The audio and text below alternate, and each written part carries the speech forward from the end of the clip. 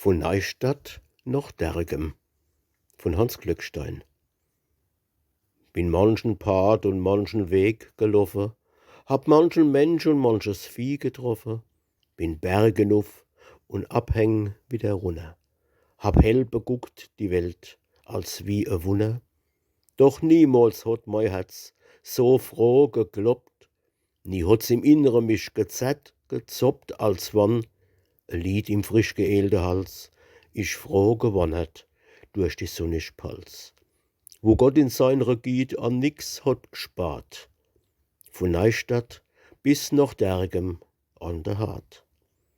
Der Hartrand lang, wo Fink und Amsel pfeifen, wo Käste, Nis und selbst als Mandler reifen, dort, wo die Menschen heimattreu und fröhlich und zwischennei a bissel als gragelisch, wo ins Bett am frie Moje schon wie lauter Gold als blinzelt neu die Sonn.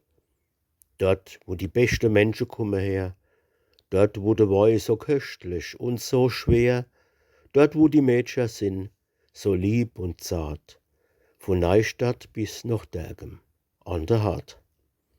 Ich hab so manchen Kuss als schon getrunken, hab manchem schöne Mädel schon gewunken, bin mit so liebe Bobbe durch die Wälder, durch stille Täler, über grüne Felder, hab heimlich abends, ach mal da und dort, mit so ner Bob getauscht, a loses Wort. Und einmal hat mit schelmisch frohem Gesicht mich am Schlawittchen es Schicksal ganz verwischt. Wo war's? Auf so ner weiglich-seelische Fahrt, von Neustadt bis nach Dergem an der Hart.